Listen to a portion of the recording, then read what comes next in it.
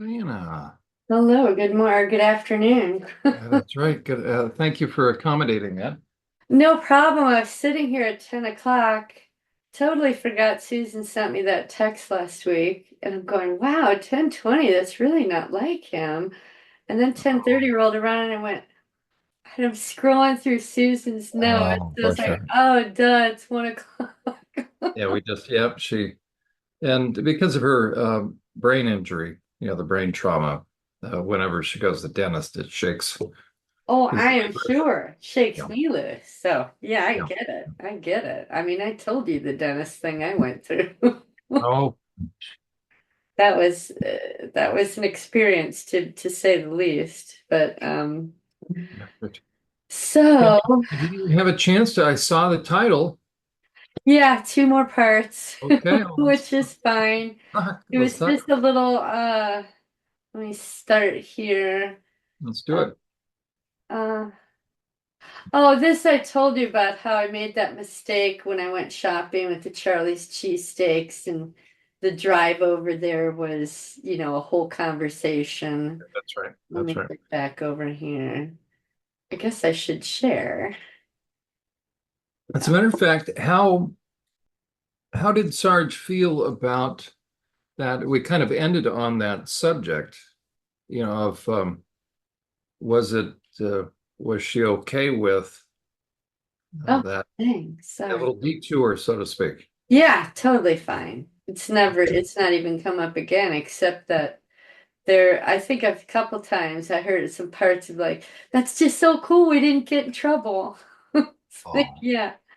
So, sorry, I'm trying to find out how do you share, but put the little windows on the top instead of the side, and I cannot figure it out.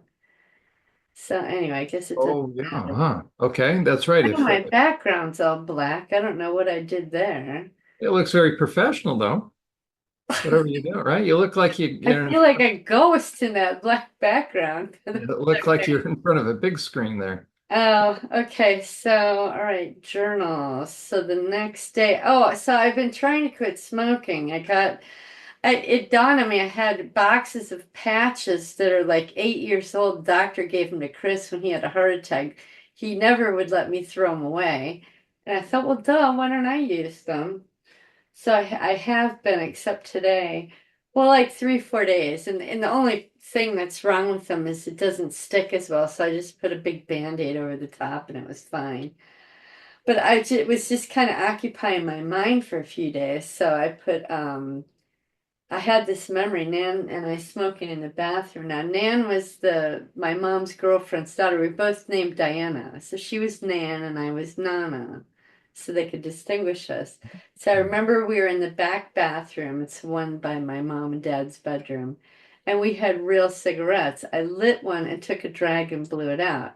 Then I coughed a bit. She took a drag and blew out nothing. She didn't understand. I had her do it again, and I noticed that she was blowing out like you would with a candy cigarette. I didn't know it at the time, but I'm remembering that. And I said, no, you have to suck it in. So she did. And then she had a real coughing fit. She didn't like it. I didn't mind. And now we must be, I'm below the age of 10. So I'm not sure what age I was. I said I took some more. Then we put it out when mom knocked on the door. We flushed it and sheepishly left while mom looked around. I don't think she noticed, or if she did, she didn't mention it. Nan and I ran outside giggling and nervous. Later, Mom questioned me. I told her we were just trying it. She told me that even though she and Dad did it, not to do that anymore. Later, through time, I would sneak them with Bob and Joe Emanuele at their house outside, our neighbors down the street. Now, that was my friend Joe that I can call and talk to right now. We've been friends forever. Yeah. And then I switched to another memory thinking about smoking. I said at Mondo's, I waited on a table for midnight breakfast. A man asked me if I remembered him. So I'm probably 16, 17 right here. He asked me if I remembered him and he winked and grabbed my butt. I moved away and said no.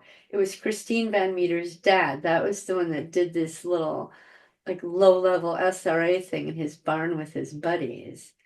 So it was Christine Van Meter's dad and his buddies who raped me in their barn. As I walked away, I heard them snicker to each other that she really doesn't remember, does she? And one said, "That's great." So back in the kitchen, I was telling another waitress about it and asked for a drag of her cigarette. Up until that point, I didn't smoke. We were standing by the time clock and she was smoking and the ashtray was up on a shelf by the time clock. She was about 3 to 4 years older than me. She said, "Just smoke that and try to forget about it." And that's when I began to openly smoke at 16. Then later I smoked pot with school friends. And so that was, I think, in the morning. And then this is as I'm going to bed. So first I saw an image of a woman with a blue jacket on holding a clipboard, and I'm looking at her in profile. The next image, I saw her on her knees with her shoulders to the ground and her arms spread out on the ground as well, almost like making the cross on the ground with her butt in the air. It was like, imagine you're kneeling on the floor. She's like this, and oh, you can't even see me, can you? Her chest is on the floor. I remember looking down at that, thinking, "What the hell am I looking at?" Um, Now I just had a shock go through my entire body. I mean, my whole body just went like that. I was like, "Wow, what's that about?" And then I just saw a young girl about 12 to 14 with curly blonde hair, fully dressed. I think she was preparing a record album on a turntable. There was a girl with dark straight hair next to her. So disjointed, I don't know what the girl who has her shoulders on the ground and her butt in the air is being spanked with a large wooden paddle. So right now, as I'm talking to you, I'm thinking that this is at School Sisters of Notre Dame. Oh, I can't think of where else you would get paddled like that in that position. oh, It's just weird. And then I see a banquet table for food. There are chocolate covered strawberries in the front. And that was that night. I fell asleep. So they're all kind of disjointed. I'm not sure what parts are talking there. And then the next night, I went to sleep, I think right after writing that. And the next morning, this was like 4 o'clock in the morning. I'm in the middle of a dream and I wake up, and it was a weird dream. So I thought I'll record it. So I just dreamed that there was a burger tent set up at a family gathering. Now this burger tent was like 60 feet long, 40 feet wide. It was massive. It was huge, and it was like a sandy brown color. In the dream, it's people I know, and I'm comfortable with it. And then suddenly I got flashes of naked people having sex together. And there's, a few minutes going in between here because I'm trying to lay back and go to sleep. In the dream, I remember thinking that I recognized that this is not my actual family, but I thought to myself, I like this family better. For some reason, I think it's in Dallas, Texas, and it was Whataburger. I don't know if you've heard of that. It's like an In-N-Out burger chain. It's just a burger chain. pardon the pun there. Yeah, Whataburger in Texas. And then I see Raphael there. Now, that was my gay roommate in Dallas. And for some reason, the name Scott Backler came into my head. I don't know who that is. And then I wrote this, and I have no recollection of this whatsoever in the Wow. word. I said, I'm having this impression that Raphael and Scott were engaged in, maybe in sex or what. This was their engagement party, but Raphael never got married. So then later it fell through, so I put a question mark. I wasn't sure about that. There was an orgy going on, no question, and I could see myself with another woman, also men. I'm just now realizing that Raphael was another handler. I kept thinking, what is going on here? He approached me at Blockbuster Video. So I left I left TCBY to work with Star in Dallas, and then I kicked her out and I got a better job making more money at Blockbuster Video. And then after a short while, maybe 1 or 2 or 3 months, Raphael came in and applied for a job, and we Oh, hit it off as friends. He became, I think, an assistant manager, and I was the manager or something like that. And then after a few months, he left and got more money at Burger King. And so I was at Blockbuster, he was at Burger King. We were like right across the street. And so I'd close up and go hang out with him. He'd let me in the locked store while they did their drive-through till 2 o'clock in the morning. And I would just sit and chat with him and maybe have French fries or something. So I think he was a handler. I remember Blockbuster Video being rife with gay people and lesbians. And one woman in particular who took me out on a date, but I just thought it was to a manager's meeting. You know, she and I were both managers. Thought, oh, we're going to go to the sushi place and have a little meeting. She hit on me and it surprised me and I declined. This must have been some sort of annual business outing. Now we're back to the tent thing again.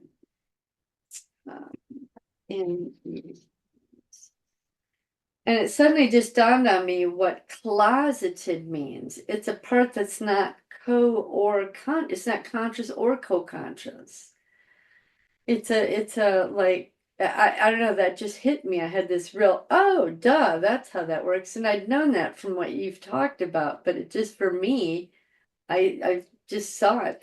It was when I was living with Raphael and also when I was doing the Buddhist meditation and had the demon approach me. So it's all the same time period. I remember in that tent being naked and having a couple of women rubbing all over me and I rubbing on them. I remembered enjoying it, indulging, but also knowing that it was wrong. It was the environment that I was in, very permissive. When I was living with Raphael was also when I called my father and confronted him about the sexual abuse.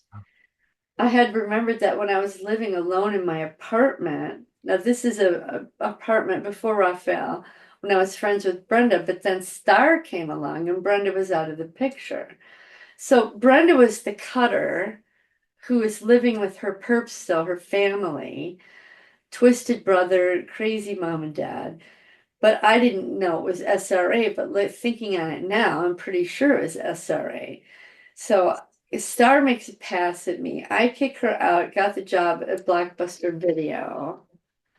And shortly after that, Raphael and I become roommates. So I went from one hand, so Brenda is helping me wake up, even though she's connected with SRA.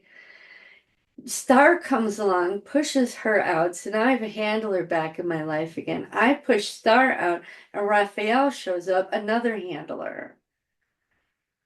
I don't even know if he was aware that he was, but I'm pretty sure now that he was. So I put Rafael Concepcion because that was his name. Salvador Pena, his ex-lover and friend with AIDS. I thought, well, I want to remember that name. I don't know why. So I'm just wondering if when Raphael on his tour of the gay bar, because he thought that I should go with him to see these gay bars and the drag show and all this stuff. And I was like, I don't know, but I went with them. And this is what occurred in the clubs or after the clubs. But I remember the tent experience was daytimes, the clubs were at night. So the part is telling me we went to the gathering in the tent at the lake during the day, and by evening ended up in clubs. Now, all I consciously remembered up to this point was that he was not hassling me. Come on, come on, come on. For weeks and weeks and weeks, finally said, okay, fine, I'll go with you.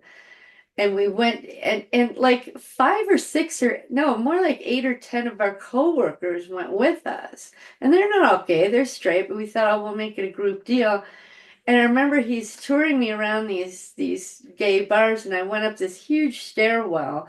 It's probably 20 feet wide, maybe 40 steps high.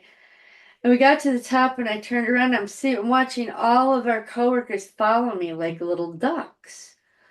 And I was like, well, what are you following me for? Go do your own exploration. I'm not some leader of some kind.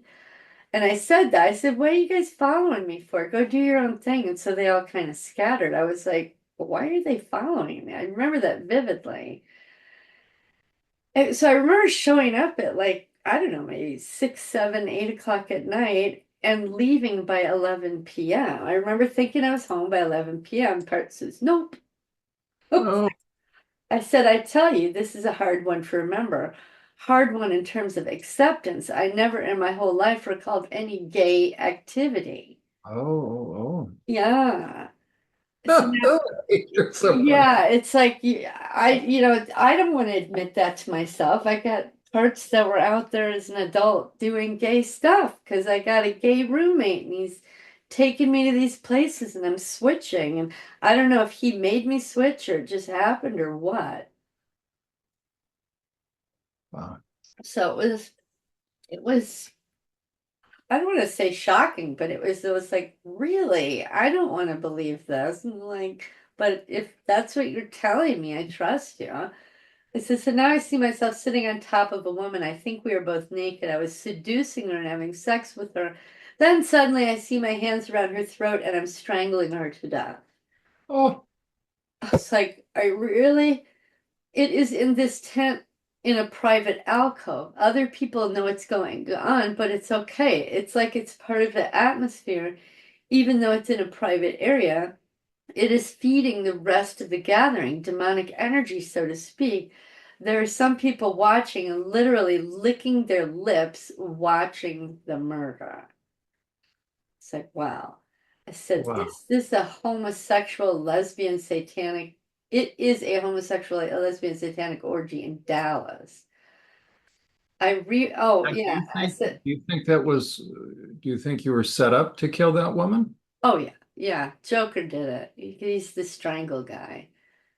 Yeah. And that's what I was thinking because I'm normal and heterosexual, then I go into this atmosphere and suddenly I'm a lesbian, and then I go into this alcove to kill, and now I'm Joker, who is in a female body with a male persona with a lesbian.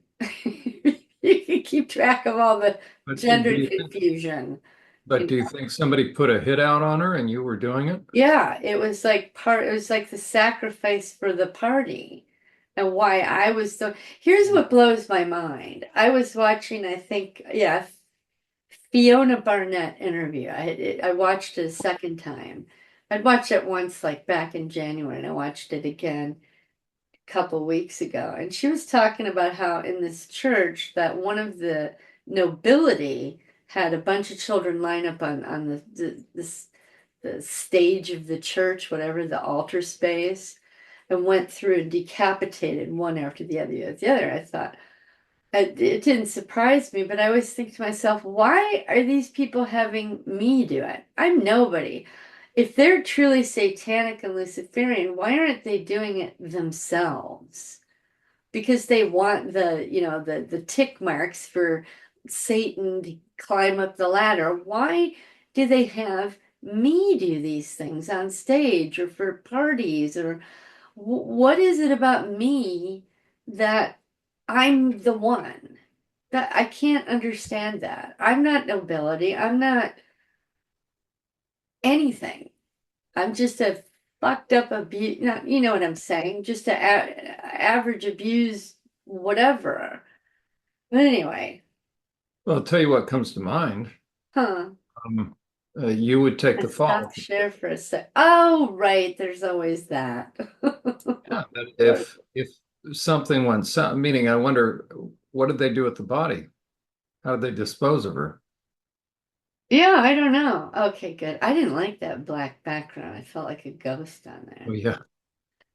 So Um, yeah, you yeah, kind I of, guess that makes sense.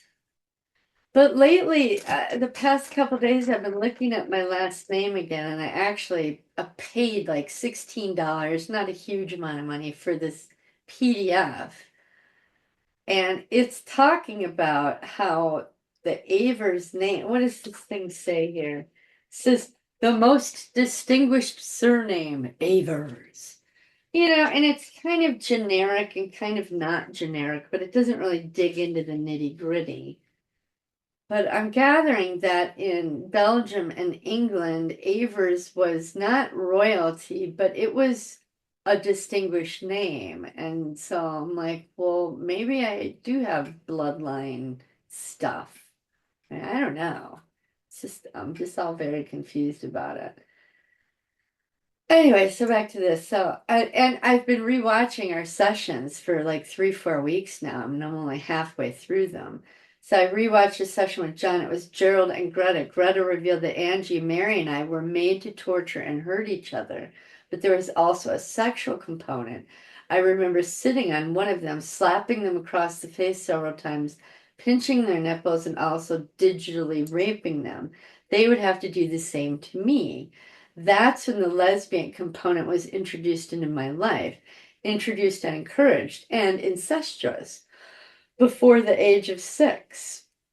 And I'll show you the picture. This was the first picture I chose. Her name is Racy, because my grandma said, you want to be a racy girl, don't you? You know, back in the day, if you were racy, you were, you know, whatever. And look at this, these two girls. They do not look like they're enjoying themselves at all. They almost look sad because their faces are all puffy, and isn't that an interesting picture? They're being forced. Yeah.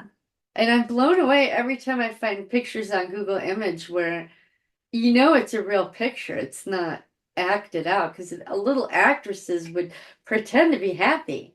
And these two girls are not. And, you know, and they're all clean and well groomed and whatever. But I was like, wow. And then so she wanted a new picture right away. So here she is. She liked this. It's just sassy on there. So I don't want to be racy. I'll be sassy. There we go. So there she is, Renee. She went from Racy to Renee. Huh. And she didn't reveal herself until the adult one did. After the adult one did, then Racy came along. But Makes sense. he said, oh, okay. He said, you can call me Joker, the Joker.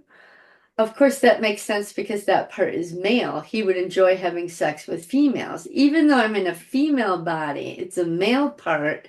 Having sex with a female lesbian in a satanic ritual where his skill of killing is being utilized. It's like, wow. Go So I'm figure. just wondering when he was born with Greta at 4, 5, or 6, or later when Jack sent him out on jobs with men in those mansions in Milwaukee. And it was when Jack sent him out, the Joker part was. So I had to sort this up. The little lesbian part was created, and I just showed you that. She was what, 3? Mm-hmm. Yeah, 3 years old. So that would have made Mary 4, 4 or 5, and Angie 5 or 6, unless they did it before I even came along. So now I'm thinking of another place in Dallas, but before I worked at Blockbuster. So the country's best yogurt at TCBY Snyder Plaza, that location. I remembered there was a back hall that went to the bathrooms, and it was creepy at night when you're closing up or opening in the morning. And I remember I was digitally raped by a lesbian in the back hallway one time at closing. Didn't remember that at all. So yeah, another rape, John, that I don't remember. I was like, really? Another one? She was demonically possessed. I remember disassociating, just waiting for it to be over with. Whatever handler I had in my life at the time, because starting didn't come till after I quit that, was when they And where was she? Was she part of your store or somebody, or she was just hanging out there? just, I think, a customer. I think it was late at night, maybe no one else in the store. I'm closing up, and she came in and just did that. It was like, whoa. Or maybe sitting down eating her yogurt, and I went in to clean the bathrooms. That's what it was. My part's telling me right now. Yeah, so it's not like you can lock up if you're open, you're open. And I don't think I was alone. There's always 2 people when we closed, but the other person I think was cleaning the kitchen, and I went to go clean the bathrooms. I said, whatever handle I had in my life. Now, remember too, I was passing notes back and forth for Avery's. The part Avery's was getting notes passed back and forth and being not necessarily a courier, but oh, this was one of the women I gave a note to. And she was the one that raped me. Okay, great. Just remember Oh, that. I said whatever handle I had in my life at the time was when they introduced the lesbian component into my programming. I got a very creepy vibe at that store and thought it was haunted. Perhaps it was, but I now realize it's because I had that demonic experience here. That demon was whispering in my ear as I was disassociating while it was raping me. It was instilling lesbian bisexual programming. So, oh, and I just remembered that the lesbian gay people that I worked with was at TCBY, not Blockbuster Video. But I was later, It was after I left TCBY and then Star came in my life, and then I went to work for Blockbuster Video. Well, and then kicked her out. And then I went to work for Blockbuster, and Raphael approached me, and then we became roommates several months later because we became the best of friends instantly. We laughed, we had a good time together. And so we're like, yeah, let's move in together. We both work in the same area. We can move in together, save money, have more money to party, blah, blah, blah. So I just remembered that TCBY was not where they gave where the gay co-workers and managers were. It was Blockbuster Video. Because I remember a different location I was at in Plano, Texas. Plano location had this district manager. I do remember when I quit smoking, I was working for TCBY and in the same apartment when Star showed up. So I quit smoking for 4 years then, and I recall being in the tub having the strongest impression that it was either quit smoking or death. Why is such a dramatic thing? I don't know. So I quit smoking. It lasted for 4 years. This last time was 8 years, and then I quit one time at Best Buy for 1 year. I started again because my coworker committed suicide. So something about cigarettes and death and suicide and whatever, it was all kind of mixed up. So I'm having bad recollections as well that Raphael used to talk to me about different things about being gay and how he handled it. For example, not eating 12 hours before a date so he could have sex without poop getting in the way. He would make different comments to me that I did not understand. He was talking to my part that was gay, but that part was not fully conscious, so it never made sense. I remember my face getting all screwed up and being confused about what he was saying to me. And this is where I realized he was a handler sent to turn me gay. The thing, Star tried it before, Yeah, that's right. didn't work. And so it's like this, the demon comes to me at the yogurt place, tries to, program me with gay stuff, and Star shows up and tries to make me go gay, but I still don't. And now I'm living with a gay man handler. I'm like, it was a big deal for them to turn me gay. I don't understand it. As I've been dictating this, I've been having and not having a struggle, but back and forth between going and getting a cigarette and not getting a cigarette. I'm comfortable not having one, but a part keeps telling me to go get one. And I can never figure out if the cigarette is to suppress memories or reveal them. I think it serves both purposes, which really makes sense when you think about Juliet. She's the one that connects all the worlds together. I remembered that when I watched my session with Jon last night from July. It's funny too because I've been having mild diarrhea on and off for a couple of days. I thought it might be from the frankincense, but now I'm thinking from memories. When I quit smoking those 4 years ago, I remember there were 7 packs of cigarettes in the carton left over and sat there for weeks. I left them there as a sort of a test for myself. It was when Star showed up, she smoked them, almost as though I knew she was coming and I would quit my job and I would need to save money, and that was one of the ways. I can't remember if I used a patch or not to help me. Yesterday, I used nicotine patch for the first time. I suddenly remembered they were in the closet, and that only happened because it was sitting next to the heat pad I needed to use for my foot that I hurt several days ago. So it's like the parts are doing things to make other ones come up. Because if I hadn't hurt my foot and discovered ginger, I wouldn't have needed the heat pad because I had to go get the heat pad. I was like, oh, there's nicotine patches there. And so by using the nicotine patches, release something else. It's just bizarre. Wow. Yeah, so I'm having some diarrhea right now. It's been crossing my mind that I wonder if Raphael put drugs in my food or drink from time to time to get me to a space to switch and become lesbian. That Mhm. went through my head. Because we shared an apartment. He did more cooking than I did because he liked it. And I don't, for me, it's just a task. I don't really enjoy it. And then I suddenly had a flash that he invited lesbians over to our apartment. He was grooming me for it, is what he was doing. And because I've been watching John Ramirez, I don't know, he's that ex-Satanist who now is a preacher and travels all over the place. But he's got his own channel. I didn't even know it. I found it and I've watched like 4 hours of his stuff. Who talks a lot about the witchcraft he did, or witchcraft that he did Santeria, and that it's a big influence in Puerto Rico, Cuba, that that whole area, not necessarily. Oh, and I think Mexico too. And Raphael was from Cuba. This is beginning to make sense. Also, Star was trying to get me to become a lesbian as well. It was the final pass that she made at me, sticking her tongue in my mouth, that disgusted me, that I pushed her away and kicked her out.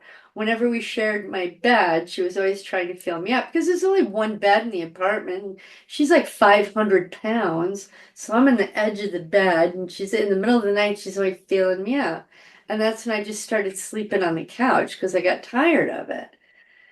She wouldn't respect my boundaries, and it pissed me off because I'm like, it's my apartment, it's my bed. Why the fuck do you get to sleep in my bed? But she's a fat ass and she can't fit on the couch. I was just like, whatever.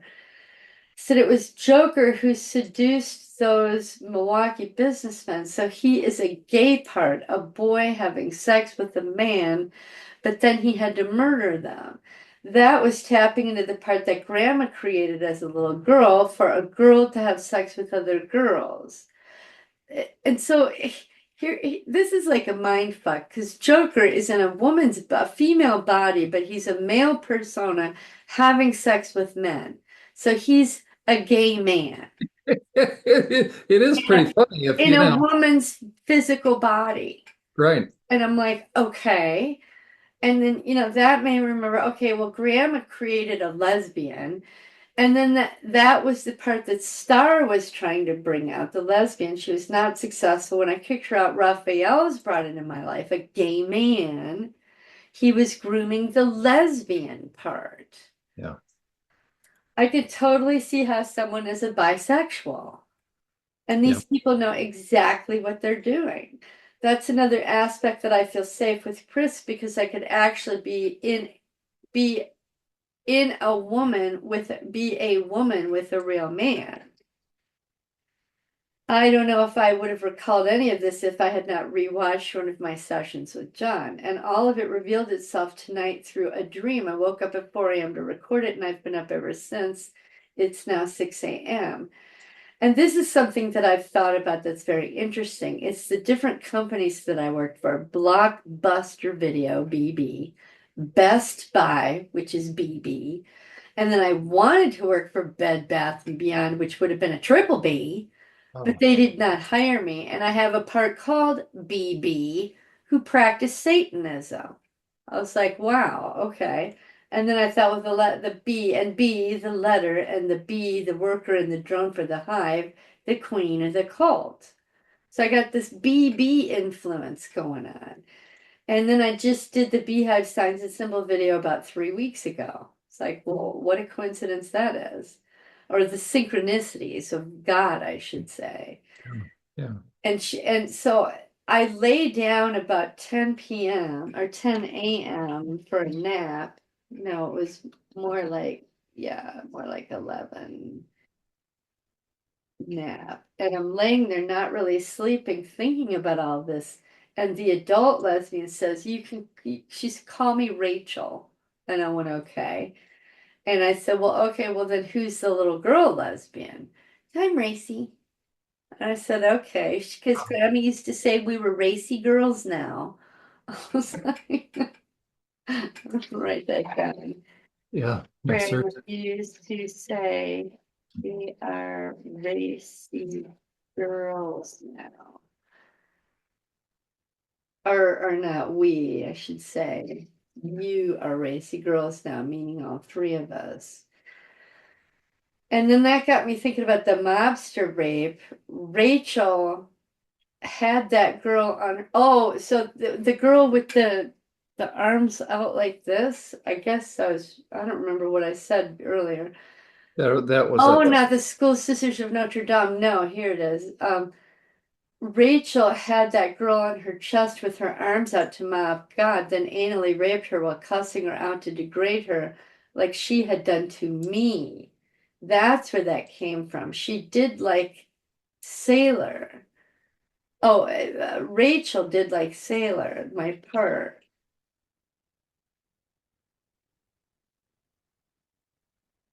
Because when Sailor had to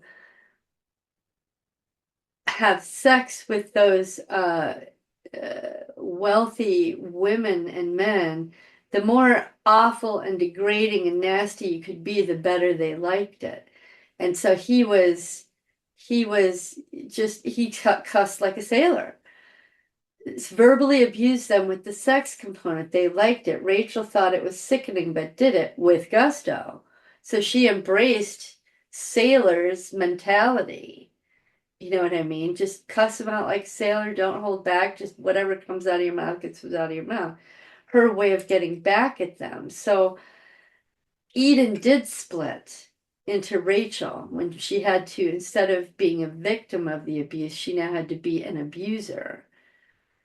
Even though the perps were not victims, they were participants. you know what just came to mind, absolutely unrelated, but how, oh gosh. There's a big push, of course, think about kink.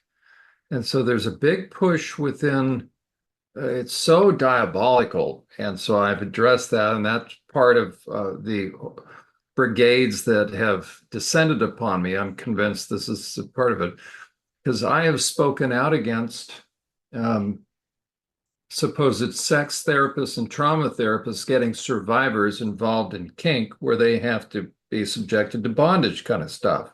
Mm-hmm, mm-hmm. So how many SRA survivors then get The retrained? bondage stuff. All of us do. We've all been tied down and all that crap. So the entire kink thing can be a continuation of all the SRA. Well, and it'll bring the parts out, make the parts more stronger. And whether they become co-conscious or not and suppress the you know the everyday person, I don't know how that works, but I'm more and more convinced because well, when I had that question to Alan, he recommended me read a book, Hostage to the Devil by Malachi Martin. And one of the chapters in there talks about how Satan is grooming and screwing with this guy for years and years on end as a child. He ultimately becomes gay and winds up in satanic practices. And it was Malachi Martin's opinion that that is what a gay person is, someone possessed by a demon. But as I'm working with you now, I realize, okay, that's a possibility. But I think it's more likely that a part is created and then made to become the present time personality, Yeah.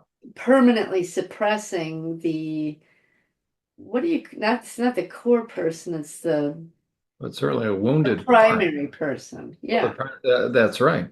And so my contention is the quote unquote gay community is filled with perpetrators and survivors. Yeah, yeah, and some of them maybe just simply possessed because they didn't have torture or any of that as children. But I think you're right, it's probably more likely they're survivors or perps. I think, yeah, you wonder But I what. totally understand how someone can be gender confused. Because just Absolutely. writing this out, I was like, wait a minute, I'm a female body in a part that thinks it's a boy having sex with a boy. Okay, so he's a gay man part, but now this gay man part has to have sex with a woman, which he doesn't like. So we switch to the lesbian that my grandmother created, except because of the current environment, it splits into an adult lesbian and, but has to switch into a male part who's a murderer. And I was like, holy crap. I couldn't keep track. I mean, I did flesh it out, but I was like, oh my God, I get how people are gender confused. because they're not conscious. Absolutely. That's right. As a matter of fact, And the fact that these doctors are not, uh, that they're just, like you said, putting them on the treadmill or the this moving sidewalk to be mutilated, and then they wake up and they're like, what the hell did I do to myself? they're there. I'm a Right? slave to drugs for the rest of my life, and I have to pretend to be this thing. I'm just gobsmacked by the whole thing. As a matter of fact, there is, since you may be showing this, just to add a little more, I want to add, Oh, I need to show you. This is Racia Renee. I'll show you Rachel. I gotta find her now. Where are you? Oh, no. Am I sharing? I'm not, am I? Always forget to do that. I don't know what you're looking at. I'm just trying to find, it's very interesting. Sorry, because this so fits into what you're talking about. Here Um, she is. can I share the screen just for a second? Yeah, yeah, Sorry, Diana, but this really fine. okay. Down below, where am I?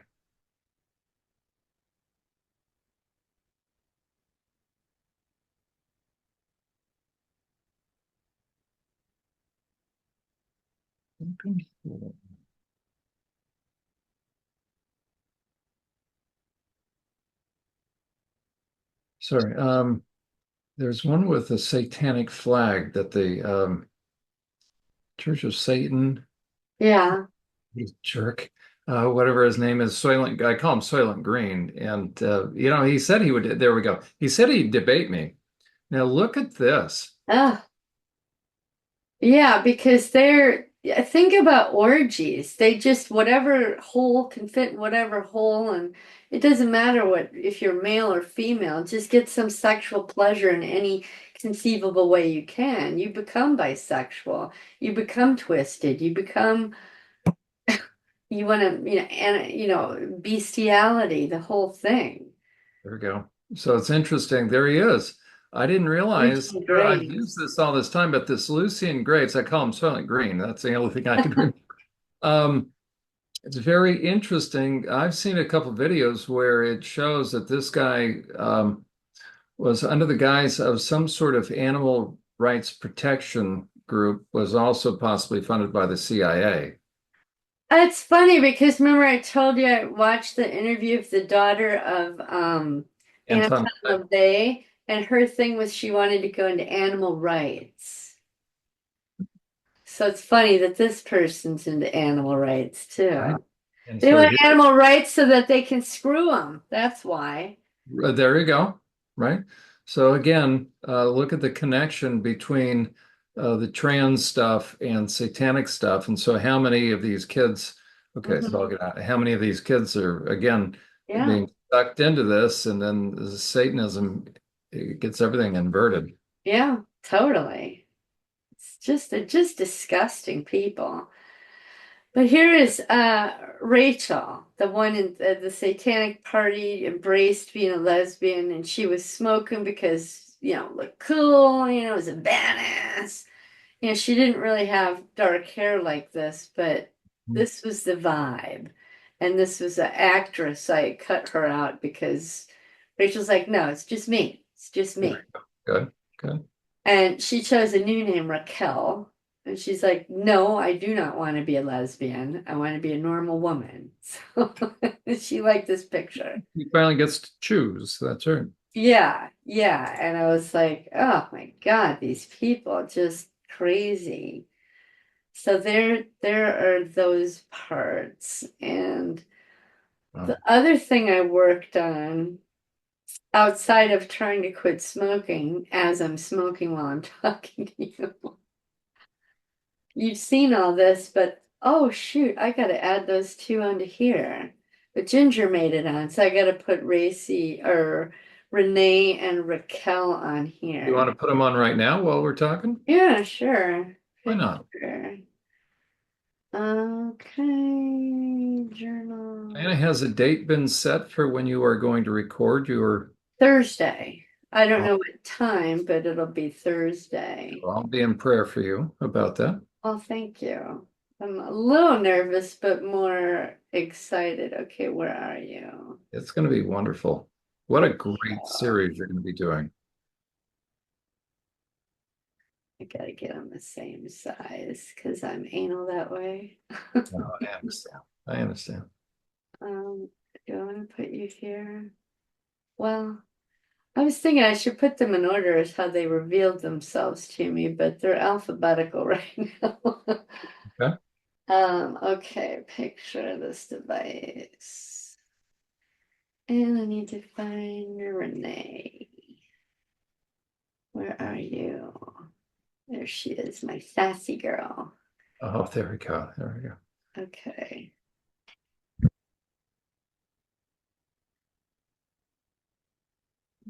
Bing. Hmm. Come on now.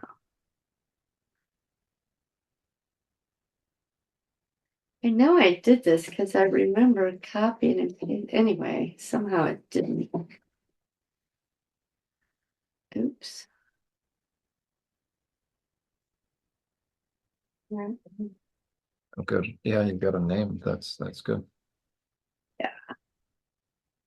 New names, new clothes right away. No screwing No, around with my people anymore. They're like, we know the drill. Just do it. it's great. We know the drill. They do. It's like everybody and they reveal. They're like, no, I'm done with that name. I'm done with that life.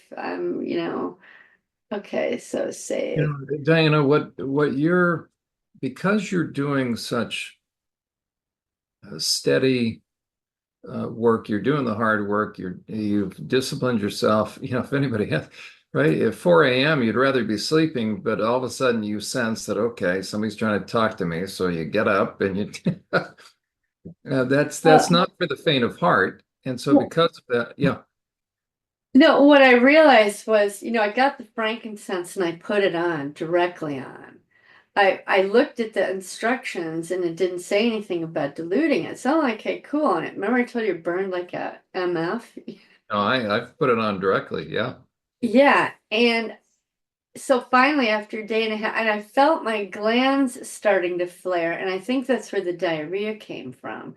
So finally, I looked at the bottle again to realize it had three sides. It's a round bottle, and I saw the directions like, oh, you do have to mix it with some sort of oil.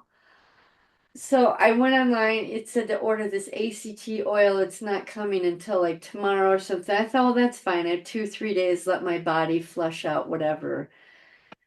And then I thought, well, wait, let me see if I could use olive oil. You can use olive oil. So I mixed some up and I've been using that, and the diarrhea went away and the glandular issue went away. And Oh, John, my skin is so much calmer and clearer. And you notice it's not all red and scabby. I don't even have makeup on. Usually I'll put a little makeup on when I'm, so I can cover the redness, but I didn't need to today. So I'm like, do I dare be excited? I think this frankincense is working. I'm like, maybe by Christmas I'll have normal skin. Because I remember saying a prayer to Jesus. I said, we were made in your image. And I said, you know what? This is not your image. You're not scarred and blemished and ripped up. And I said, so I want to be back in your image again, please. And that was when I discovered, oh, I can use olive oil and notice the instructions and all that. And I was like, it just this really long prayer, like, I want you, I was made in your image, and this is not your image. This is tore up, awful, nasty, whatever. It says, if you could please restore my skin to be made in your image, I would love that. And anyway, that was one of my prayers. It was like, I'm just so over it. It's been 20 years. Anyway, okay, save that. And so I went through, and you've seen, I spent probably 12 hours doing this, where I took the other pages. You've seen all this. Oh, wait. I found another, oh, I wanted to save it for you. It was an advertisement and they showed, I'm sorry, it was an AI generated or a program that you could do, uh, create AI generated, not just people, but landscapes. And Oh, somebody had created like a village. uh, And on some of the advertisements, like on YouTube, you can't rewind them. And so I couldn't. oh, okay. Well, yeah, jot it down and or whatever, and I'll write it down. Okay. I'm So if like, I'm pretty happy with this. I mean, it's enough in my head. I don't know if I even want to go the part of that's perfect then. Good, reading good. thing.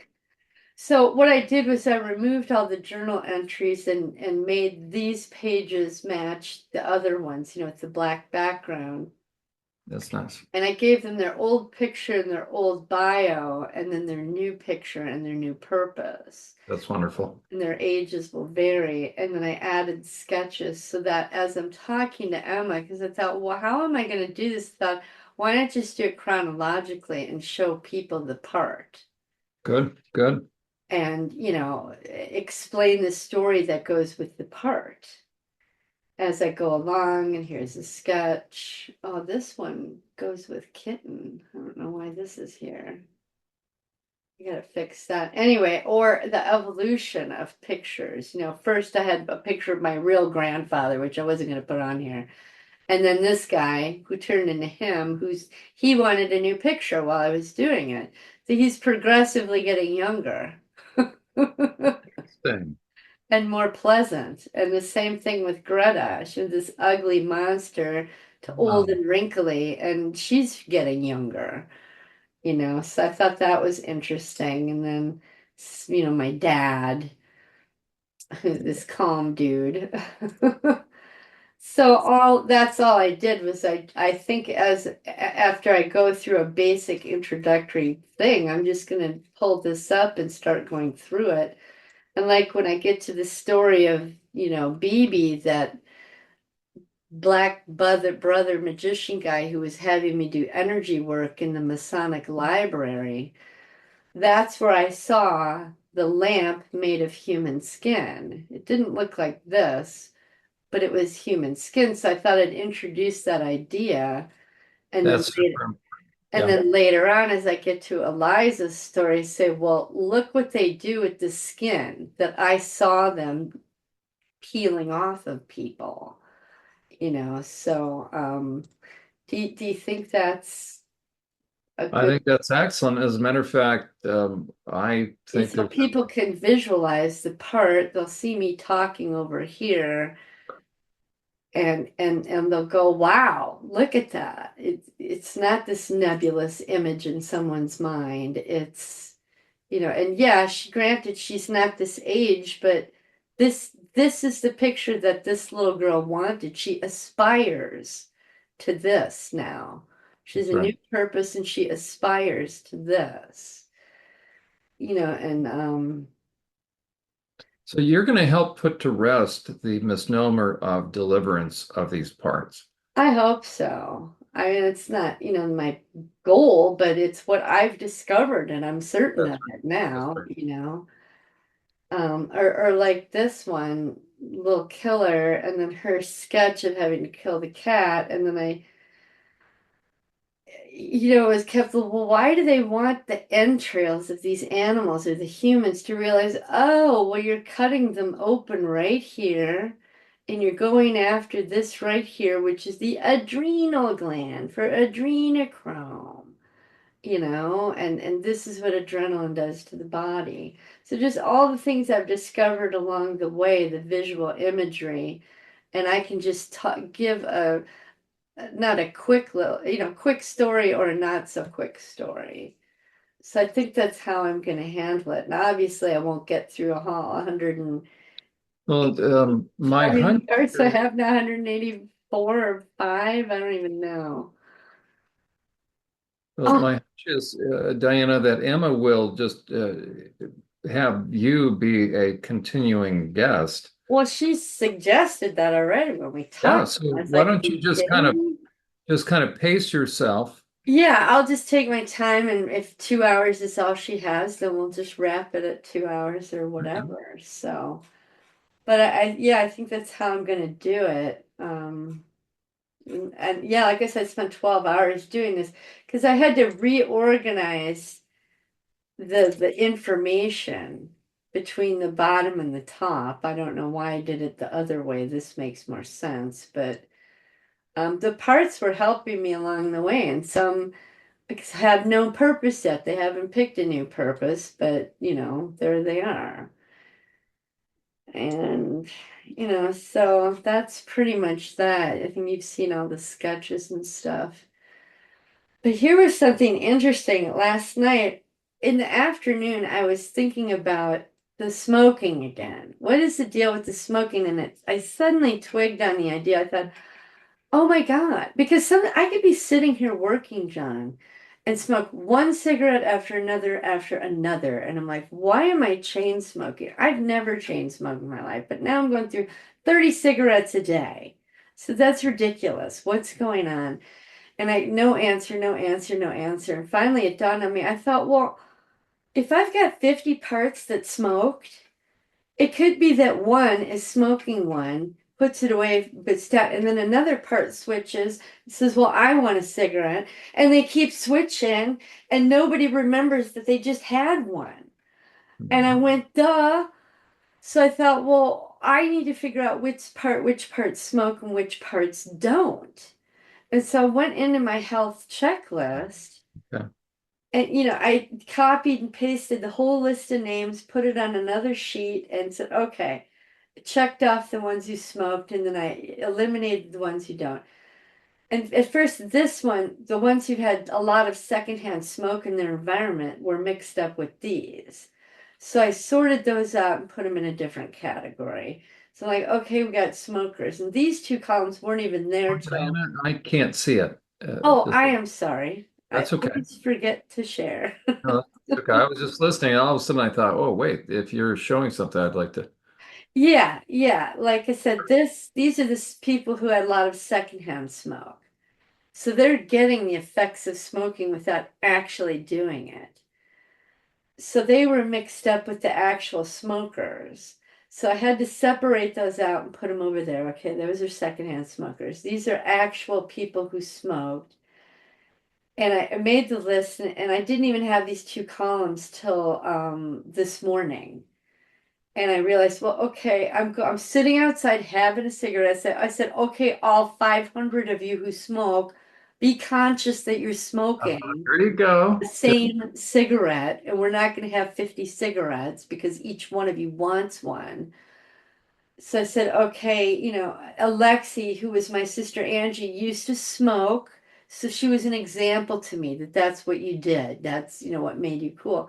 And I said, well, do you still want to smoke? She's like, no, not really. Just like my current sister today does not smoke. She quit in her 30s and thinks it's disgusting.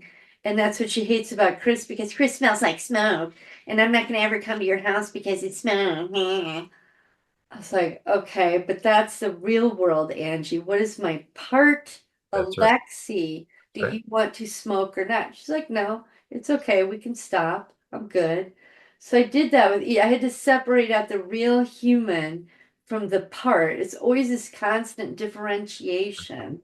That's right. And so the ones that said okay to stop, I put a little check mark over there. And the ones that did not, I said, okay, well, I don't remember what I did first. Maybe I did this first. I said, well, okay, why do you smoke? Avi Avers, which was the soldier in Germany. I said, well, it's a fear.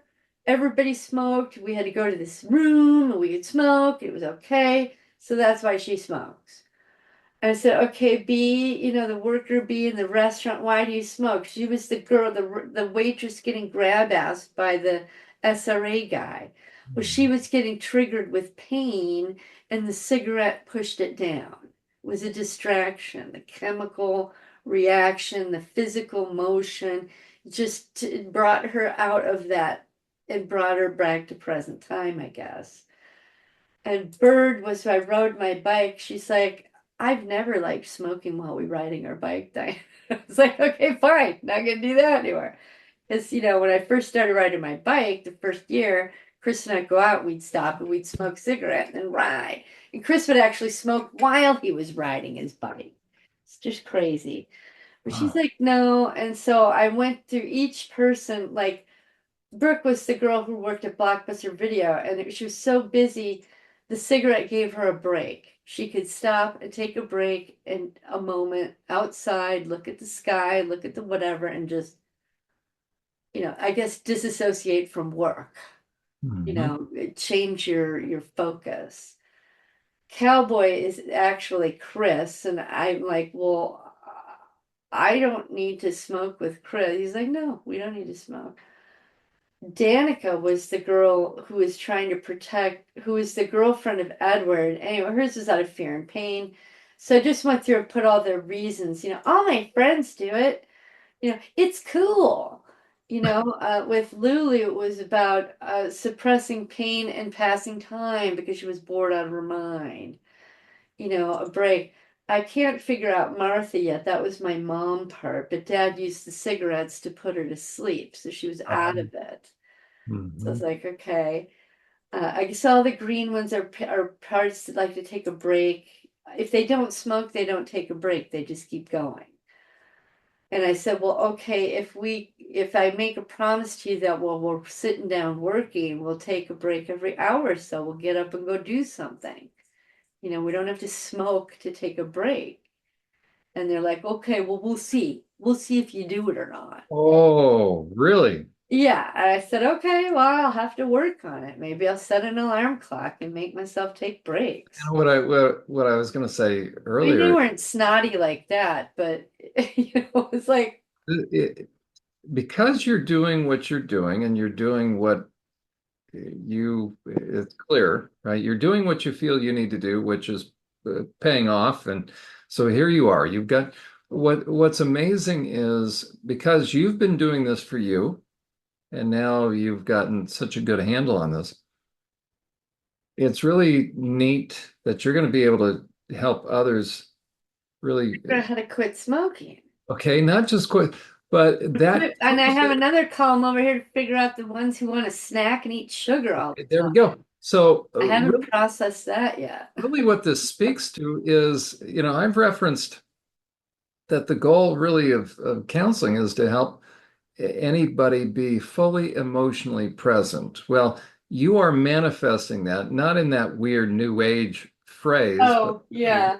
you are embodying someone who has worked hard, that has multiple parts, shall we say, To that if, say the least. right, that if anybody could have an excuse not to be fully present, it would be you. But because you've worked hard and you crossed that threshold of acceptance of all your parts, you're able to bring all this together on the inside and you're checking in.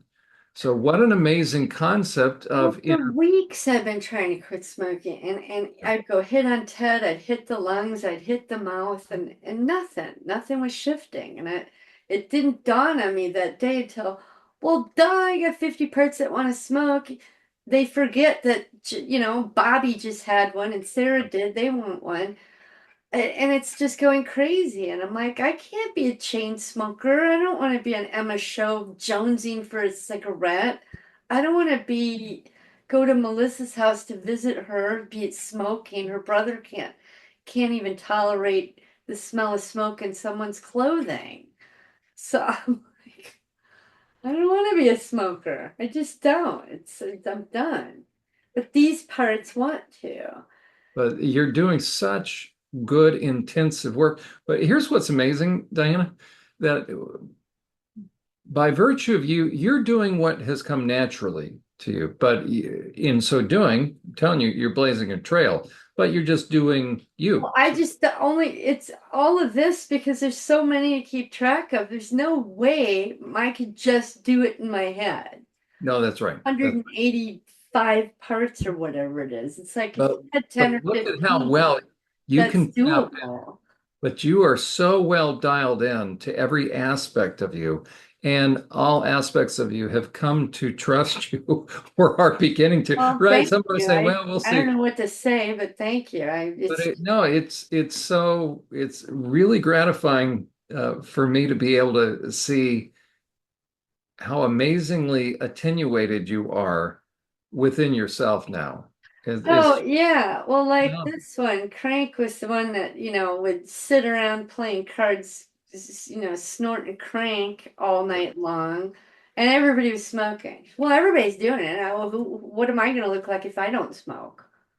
I won't be, I'll be the oddball. I want to be part of the group. That was her reason, or, Raquel, she just thought it was this lesbian. She said, I'm a cool, badass bitch, man. I'm a fucking lesbian. I smoke. I'm like, okay, whatever, whatever you did to survive, great, thanks for telling me. Or like this one, the same with Coke. My sisters had me do cocaine and took me to a concert on my 18th birthday. Well, it was the cool thing to do, and everybody there was smoking, and Angie and Mary were smoking, and this one I thought was interesting. Zoe and Juliet smoke because they're in a situation that is either painful or oppressive, there we and they're go. just waiting it out, just waiting for it to be over. That's right. Like, hurry up. Let me just hurry up. Smoke cigarettes to burn the time. So So those will be the most they're each important ones. very different reasons. There you go. And that'll be the venting, right? The venting is the answer for that because under the Okay. surface is anger. Yeah, I put them in red for that purpose. There And you then go. the orange, I think, are the next level ones that need to work out because they're pain or fear. And this one I didn't highlight because he said, "No, I'm good. I don't need to smoke anymore because we worked out our stuff." Wow. So, yeah, but these ones You're I already thought ahead of were the game. You're ahead of it. fascinating. When I quit smoking at Best Buy for a year, I remember I used to still go outside for the break with the smokers. I did not smoke, but I went out there so that I could get some of their secondhand smoke. And I told them that. I said, I'm here for your secondhand smoke. I love to smoke, blah, blah, blah. And it dawned on me that this morning it's these people who like that. And I thought, well, as long as I live with Chris who smokes indoors, these guys are going to be happy. Not that it's the best scenario, but it dawned on me, oh, well, duh, these were all the little people. They're all under the age of probably 11 years old who were in environments that were in a bar or an SRA environment, or my grandma, my grandpa, my mom, my dad. Somebody was smoking and they had to inhale that secondhand smoke and they just got used to it. I don't know if they even like it, but some of them must because it expressed itself back then. They want the secondhand smoke. So that was just, this was my morning and I took it from handwritten thing and I put it on here this morning while I was waiting. So there's that. And then also because I had time between 11 or 10, yeah, 10:30 and now, I went back through my mom's box of stuff and got out those postcards. But you know what I found? A letter I wrote to my mom. What is it? 2:19. What do we have till 3 o'clock? I guess I could read it quickly. Yeah. But some things really jumped out at me. I thought was interesting. I said, "Hi, Mom. How are you doing? I bet much better since the move. I'm so glad you did." So she went from Iowa back to Milwaukee while I was in the military. "I feel much better now that you're out of I'm that." so, oh, this was one when you were in the military. Yeah, she moved from Iowa Okay, back okay, to, it okay. was 85. So 83 is like a year and a half after I was in Germany already. I said, "I feel much better now that you're out of that fucked up town." So, because SRA's going in there, I want you to tell me all about it, all the things to do and see. The picture of the Grand Avenue Mall looks great. Can't wait to see it. Got some bad news for you. I'm not going to be able to come home until March, the end of March. I think, as usual, they fucked up my leave papers and I have to wait. The only good thing about it is I'll be able to go skiing again this winter. Dave, my boyfriend, the one that snuck in and out of the army window, wants to go to Austria this year. He went there last year. I went to Switzerland and I figure I'll try something new. Between the two of us, it shouldn't be too expensive. Guess what? Dave and I just passed our test to get our German driver's licenses. I forgot I did that on the first try, too. Isn't that great? We're going to rent a car this weekend and go to Lake Constance. It's the largest lake in Germany. The weather's supposed to be good down south. We got the money. We're both off. Everything should go great. I'll send you some pictures. I can't wait. And I have postcards that I sent there. The only thing to do around here without a license is blow your money on booze and get drunk or go bowling alley and play video games. Boring. It sucks. This should be a nice change of pace. Our company just had a trip to Austria, whitewater rapids rafting for 5 days. I went on it. It was a blast. The water was so cold we had to wear wetsuits, and even then it was still cold. Couldn't get much of a tan because of it, only on my arms and face, but it was worth it. 3 days of rafting, and the other two were checking in and out of hotels and bullshit like that. I'm sorry, but I couldn't get you guys any souvenirs. No place to get any. The only thing I got, I'm trying to go through the nonsense. The only part about it was Dave could not come with me. He's in a different company and his commander wouldn't approve it. Oh well, the funnest 5 days I've had this summer so far. I think this weekend will be better though. On the last day on the water, we all stopped on a calm part of the river near the end, and all 6 rafts, 35 people, all got together and had a massive water fight. So I go through the water fight, and I said, I want to do it again, but in the States. Colorado would be the best place. I think now Colorado is where Dave lived. So I think I was introducing the idea to her without really saying anything. So remember, I told you I extended for this place and it was approved too. So I had put in paperwork to extend my stay and stay in Germany longer. I forgot all about that. But now I want to come home. And I wrote this letter in on the 30th of August. And Himmler's Castle was going to happen in December.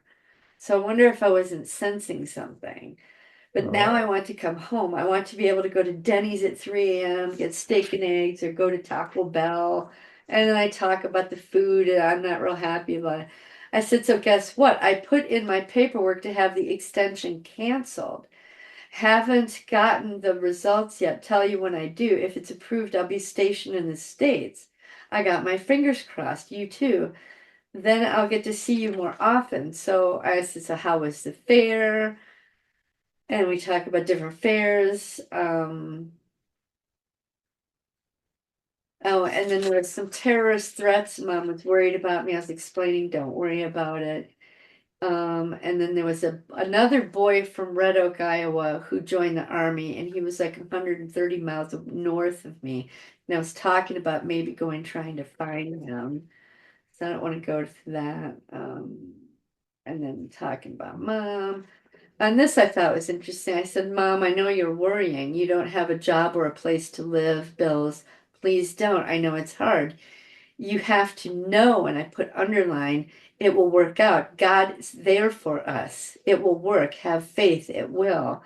I need you to and then I said, ask her to get me some things, some jeans and some contact solution. No hurry. And then I told her I finished my German class, congratulated Angie on something.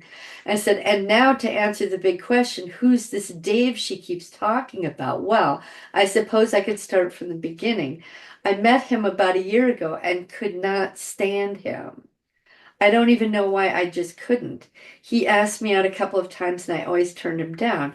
So one night about 5 months ago, I accepted. Rather, I should say we were both out drinking, fairly well lit, and I should add, I let him walk me home.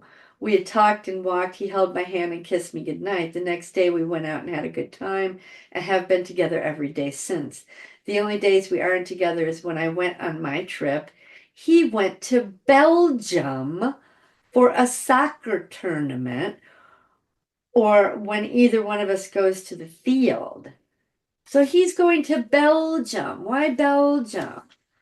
For a soccer match. Like you couldn't get enough soccer in Germany? Yeah. Yeah. Anyway, we never have argued about anything at all. We got along so perfectly. It's unreal. When we go out, I can go do my own thing.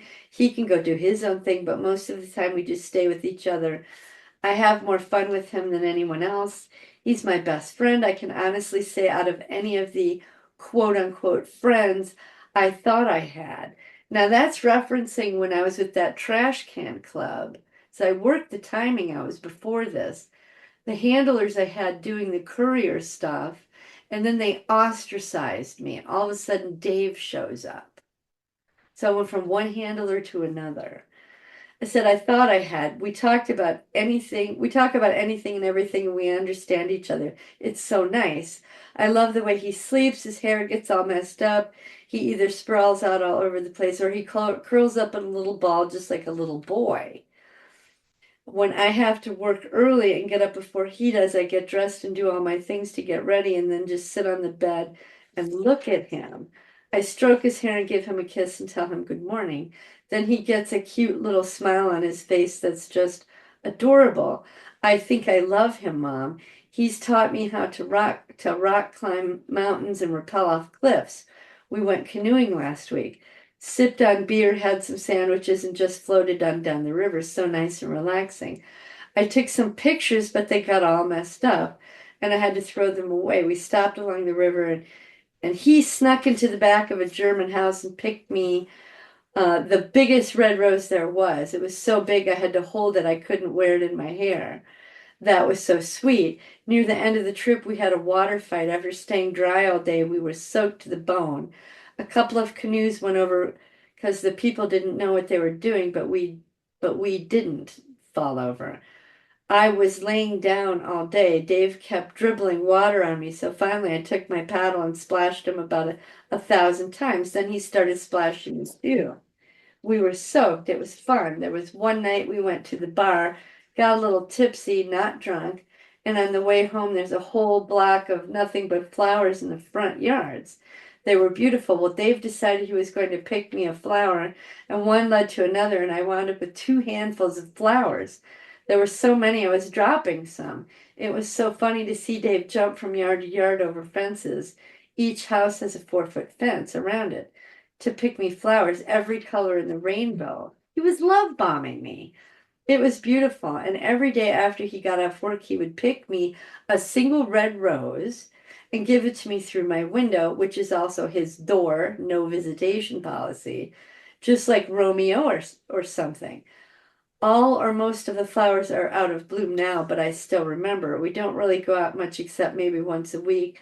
Most of the time we stay at home, my room. We read, write, study, listen to the radio, or talk. We're content just being with each other. For my birthday, we went downtown and he got me 2 bouquets of flowers, then 2 3-foot high yucca plants to make the room look more homey. And we looked at some rings. His mom hasn't sent him the money for it yet, but he wants to buy me one. I can't wait to see it. He stays in my room with me. I don't have a roommate, so it works out nice. The only bad thing is going in and out of the window. I'm happy with him, Mom. I love him. I feel so good sometimes I think I could explode. Well, I think this book has gotten long enough. Hope to see you in March. I love you. Give my love to the gang. I said bye bye, Mommy. Love, Diana. Dave says hello, wants to meet you too. And then on the back, I scribbled, you know what he calls me? He calls me Diana, cutie, sweetheart, beautiful, and even shithead. And I put in there, if you can imagine. And it dawned on me after I was reading this, at first my parts were like, oh, well, maybe he was just a boyfriend. And then I go, no, remember he was cheating on us? And they're like, oh, yeah, I guess he was a handler. And I said, remember the notes that he would take in and out of the window? Oh, yeah, that's right. And so once those parts got a clue, then I go, well, really, this is love bombing. He was love bombing us. It was only 5 months. And what's he doing going to Belgium, the very same place that my dad went for business, the very same place that my family name, Avers, is common, the same name that Top uses, and my handlers and my couriers, and all of them use that name, Avery's, Avers. I said, no, he's a handler. Went from the trash can club handlers to this guy handler. I was just disgusted.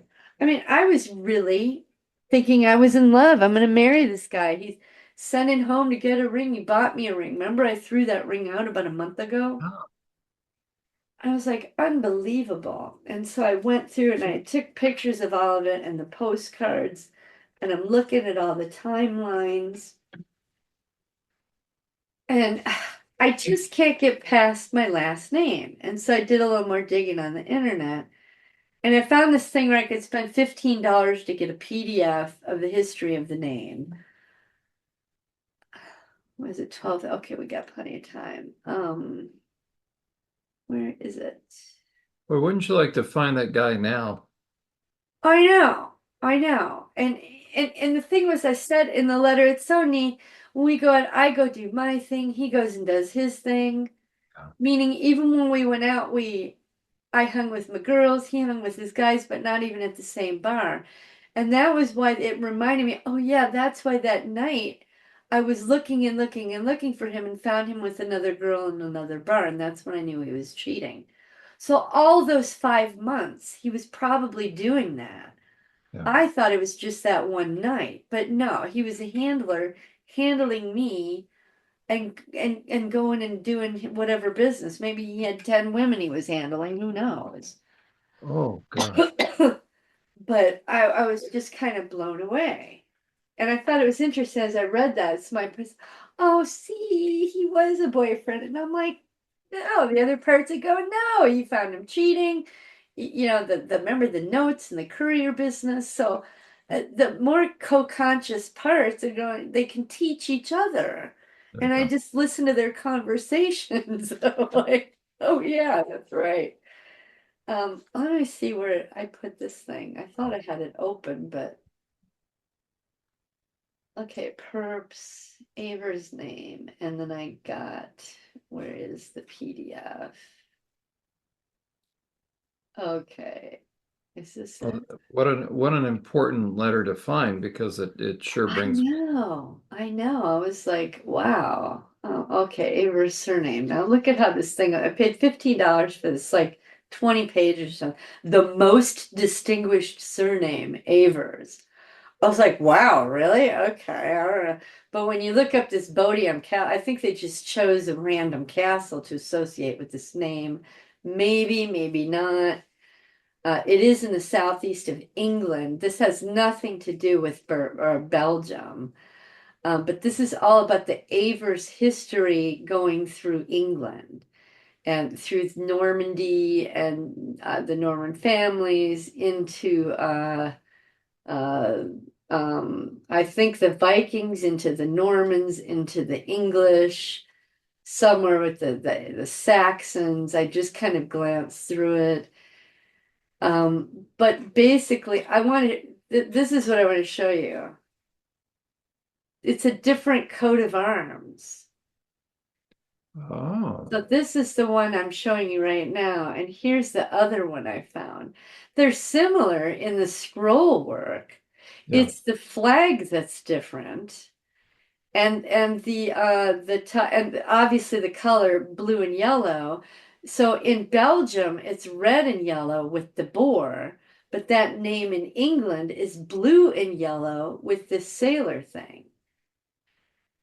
And that, I believe, is symbolic of, when I looked it up, of fighters, of warriors, yeah, warriors and fighters. But this one is symbolic of, it said that the name Avers reflected the the owner or manager of an estate. And it's not in this document, it was in a different document. But I thought that's funny because they're so close to the Himmler Castle. Like, Ah. get the date. Coat of arms, surname, distribution, fun facts, name, Avers. It's interesting, Diana, how when you just mentioned about Himmler's castle, I guess there's a number of those castles that are used by occultists. Oh, no doubt. I went on a tour of Cass. Oh, this is what I forgot to tell you about Dave. When we took that tour around Lake Constance, it's called Der Boden See, SEE, but it means like a big, like a sea. As we drove around there, we were told to look for signs that said Zimmer frei, which means room free. So it's basically someone who owns like a farm that has a room and you can rent it very cheaply instead of, staying in a hotel and spending 100, 200 bucks a night. You'd spend like maybe 15, 20, $30 and stay in a person's home. You'd have one of their side bedrooms and they would feed you breakfast in the morning and you're off on your way.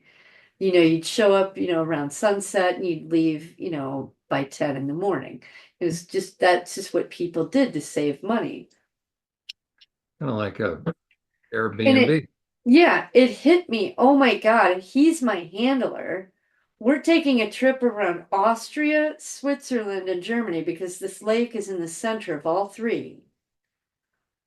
He could have selected homes where there was SRA stuff going on and switched me. Yeah. And I haven't discovered those parts yet. I thought, well, that's fabulous. That's And it's fine if there's parts, but it was like, I had this I went, oh my God, that trip. And I looked up the lake and I'm like, oh yeah, I remember that. I remember that lake. And I think it was like a 5-day trip. So that means we would have stayed at 4 different homes. And I can remember 2 of them distinctly, oh, oh, but not oh. the other 2. So I'm wondering if something didn't happen there, or even if it's just 3 nights. I only remember 2 different houses, so maybe one of them he set me up for something. Yeah, that's an important point because at your age that we're talking, And you then Himmler's Castle comes up 3 months later. yeah, you should be able to remember all three Yeah, days. so I am doing courier stuff. Then I get ostracized from them. Then Dave shows up. I don't like him. I brush him off, but he winds up wooing me when I'm wasted. Then he love bombs me. Then he takes me on this trip. Then I want to go on a trip doing whitewater rafting, and suddenly he's going to Belgium for a soccer match, and then comes back and is still doing the courier stuff in and out of my window. And then all of a sudden he's out of the picture because I catch him cheating.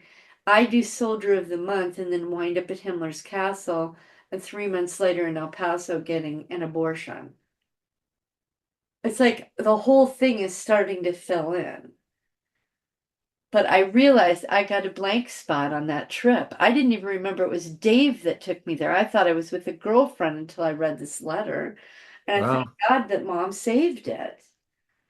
I was like, wow. Because I went with my girlfriend to Berlin.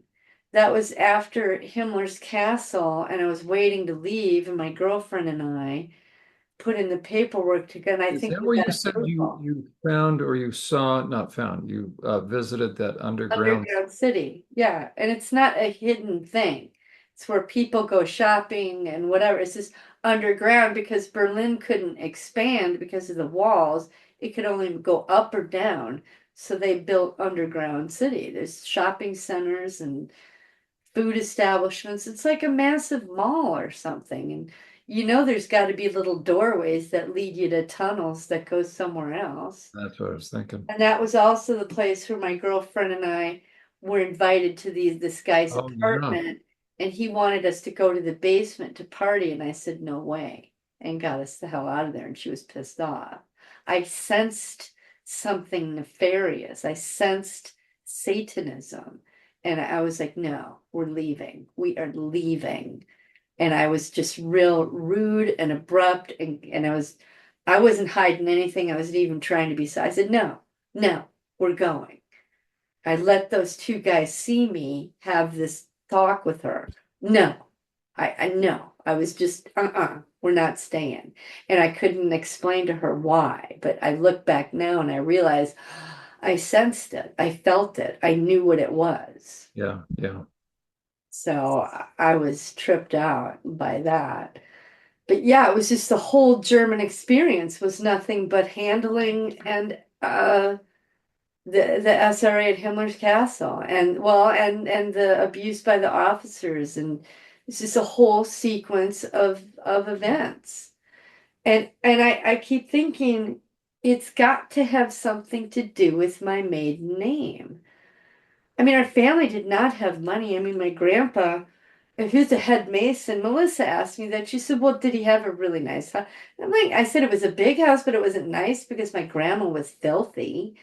I think he made a lot of money, but spent it on his depraved activities. And I think my dad was the same way. I think he earned a lot of money from what I did, but my mom never saw it. We never saw it. We lived like lower middle class people. Just, when mom got divorced, I remember we were almost at the poverty level, and she didn't eat for 3 days so that me and my sisters could. And my I remember my mom's girlfriend Marianne cuss, we were bitching about something, and she hollered, she said, you shut your fucking mouth. Your mother hasn't eaten for 3 days so that you can eat. And that's the only reason I remember that, because she cussed us out. She said, don't you bitch about your mother. She's given up everything for you. And we stopped, so he must have tucked that money away and hidden it. And even the house that I saw he lived with his next wife was nothing spectacular. It was in a better neighborhood, but not it was probably middle class, maybe upper middle class, but certainly not anything. No, I wasn't impressed or anything. It just seemed like a normal, it was a house better than ours, but it wasn't fantastic. So they must have squirreled the money away or something. But I just keep getting stuck on the fact that Avers must have some significance in this SRA world. And I don't really understand what it is, other than that the Belgium connection, in that they were assassins and soldiers. And that's what they taught me to do. But this thing I looked up today was all about the history in England. And they were farmers and I think seamen, thus the anchor.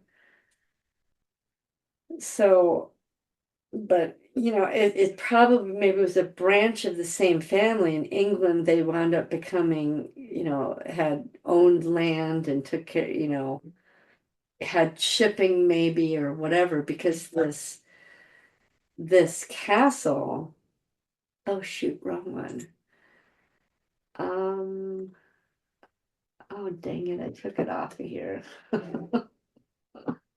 I always get ahead of myself. What is it called? Bodiam Castle. Bodiam.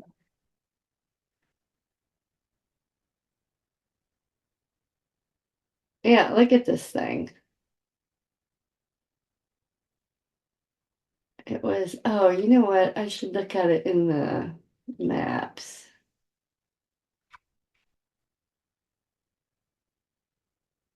I had a thing where you could, I believe this, shoot, it's not the same picture.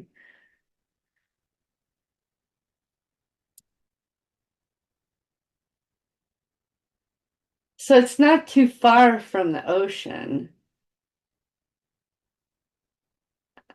I don't know.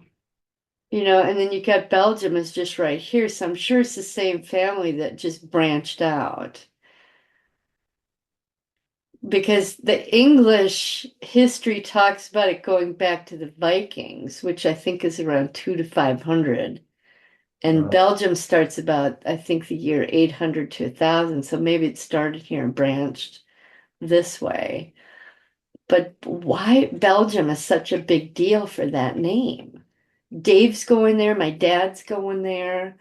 It's, I don't know. Is the Hague in Belgium? I believe so, actually. Let me see. How do you get that? I'm not, I switched my browser to Firefox. I don't know how to operate it very well. Is that no? Search minus filter. Okay, let me just get the heck Are out. those all castles that are highlighted? No, they were like restaurants and stuff. But Oh, here's the actual castle here. Um, out in the middle of nowhere. yeah, well, I mean that's a lot of forested land. But there's, I think, are these roads or rivers? They're roads, but it's got a lot of water around it. I mean, it's like a moat, I guess. Full view. Is this the thing I saw? But this is what they put on the cover of this Avers family history. You know, obviously no one lives there now. It's like a tourist attraction. But who knows? I don't know if this is a generic castle they just put on there, if it's actually connected to that name. Because you know how they could do that to get you to buy something. Ooh, I'm royalty. Let me buy that thing, whatever. And it winds up being crap. So, but that's what I was doing right before we got on. I thought, well, let me just buy this and see what it is. And it talks about, yeah, I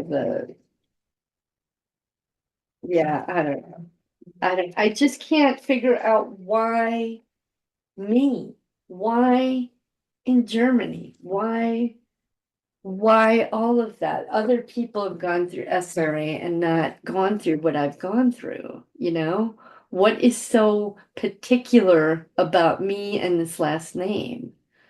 Without investing $1,000 doing a genealogical search, which even Nathan Reynolds, his family's bloodline family, he says, I don't have all sorts of money to dig. And he said if I forget what he said he had to do. He had to jump through hoops and I don't know, maybe make promises or something, and they would give him access to those records. And he's like, I'm not doing that.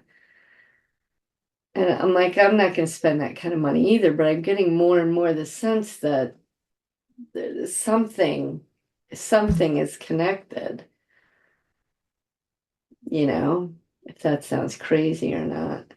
No, no, just And well, why would they have me do, that interaction with the chimera bullshit? Why?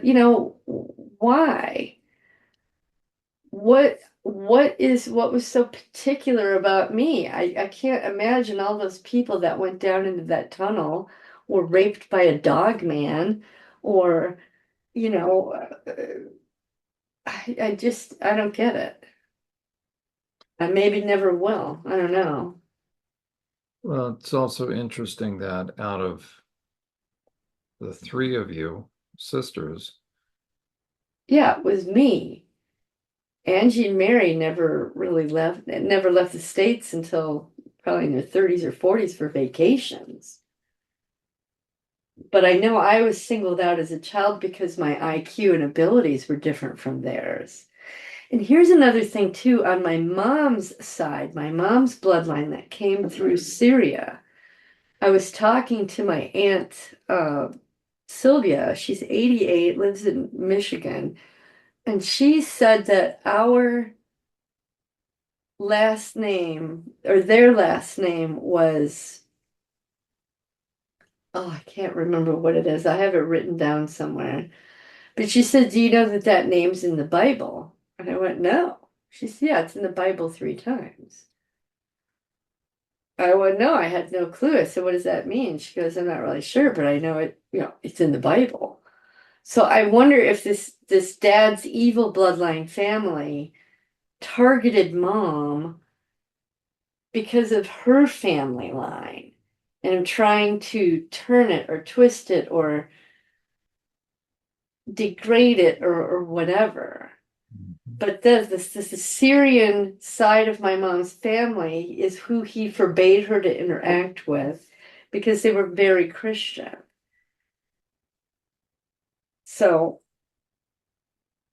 and I saw in another interview that I think of from a woman talking about Mormonism, that in Mormonism, they would get points if they could take a Christian and turn them.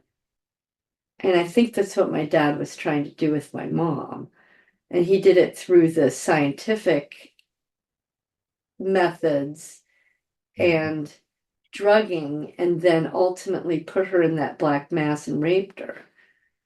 But he never turned her, he just traumatized her and changed her. And I know that she had she had to have had a deep spiritual connection with God, but never talked about it, not even with us. Because after she died, I found 5 Bibles, all very well worn. She saved all of her communion stuff, all of her. She had 4 rosaries. She was Catholic. She was very distraught when she got divorced because the Catholic Church excommunicated her. And then it wasn't for like 10 or 20 years later that they changed that rule and she could be part of the Catholic Church again. I remember her being relieved. So I remember she thought because she was a divorced woman, somehow she wouldn't be saved. Yeah, they really believe that it's through. Yeah, and so when they changed that rule, she was like, "Oh, it was just." And I look back at it now, and I think it must have really weighed on her. And so when they changed that, she thought, "Oh, good, I finally get to go to heaven again." You know. Hmm. So I mean, even that for her was all twisted and contorted, and then she's got the dad satanic crap going on, and she had to have guilt concerning not protecting her children, even though she couldn't remember it, or when she did, it got stuffed back down. Because she was a big time sugar, candy, cake eater, and pies too. She ate a lot of junk. She worked out just like me, but she ate a lot of crap. So Makes sense. Well, you're doing, tremendous work. my life is starting to make sense. Yeah. I'm thinking there's one particular castle, because I thought Himmler's castle was the worst, and it probably is. But there's one, I think, in Belgium that was referenced. There's, you know what? If I find the same channel, I'll send that to you. They talk about the different castles. Oh, yeah, I'll go to maps. You mean in terms of Satanism? Correct. Yeah, let me see because when I do the light, I listen to on my phone. Let me see if something comes up here about. Oh, well, look at all these castles in Belgium. There's quite a few. There's like 20 or 25 here. Modavi, Reinhardstein, this one. Yeah, they're all over. Belgium's a big deal. And what did you ask me before if that's where The Hague is? Correct. I think so. Yeah, right there. I think there's isn't the World Court there as well? Or is the Okay. Hague Yep. World Court?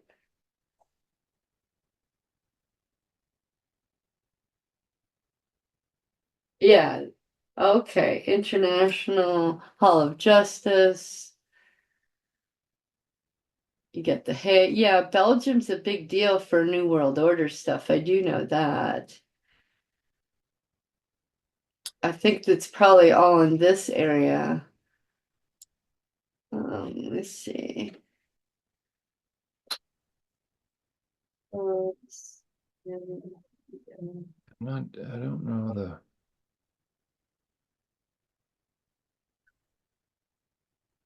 Oh, Amsterdam is in, what is this? Is a different country than Belgium. The Netherlands. Okay, so, and it's funny too because when you're in Germany, everybody wants to go to Amsterdam to party because drugs are legal there. Weed and all that stuff. Yep, So, that's right. And here's where I was in Germany. So I'm not that far from Belgium. I think I was right around here. Chris was over here because we were looking at this a couple of weeks ago. So I'm not that far from Germany at all. And Himmler's castle is somewhere around there.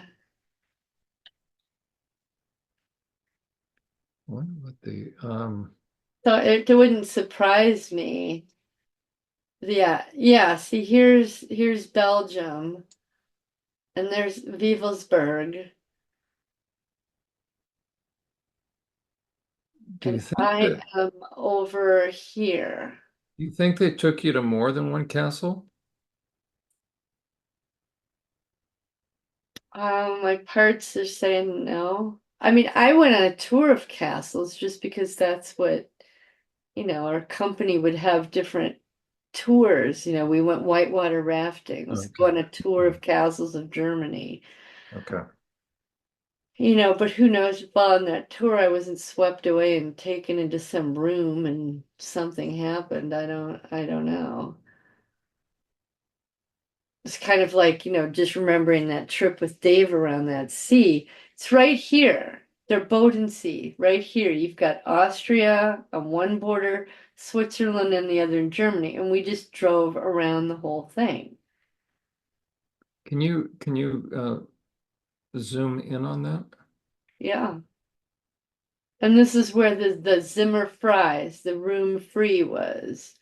And you just follow this road all the way around. I remember we drove through Vienna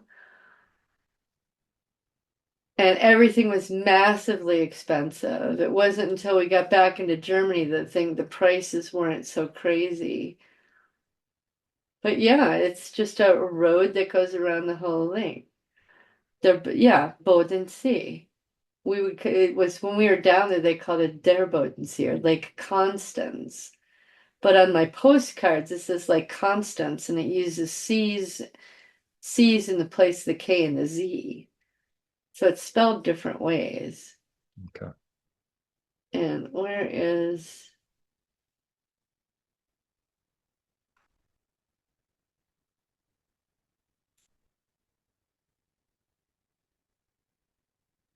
yeah, so I didn't realize Belgium was so close to where I was. But still, why are you going to Belgium for soccer? There you go. That's the whole question. I'm like, come on, he wasn't that big of a soccer fan. I didn't see him watching it on TV or looking up the scores in the newspaper. Now all of a sudden you're going to Belgium for a soccer match? How long had he been stationed in Germany? I don't know, but we were together 5 months according to that letter. Because if he was doing stuff with the Hague, and if that's where some of those, or you wonder in Belgium, now your dad was stationed in Belgium as well, right? Or spent time. No, I thought he was, but he went there for business trips. Now, The Hague is in the Netherlands. I was wrong. Oh, Here's okay. Belgium. The Hague is right there in the Netherlands. But still, that's like going from, California to Arizona, if even that much, maybe that's a 2 hour drive or 4 hour drive.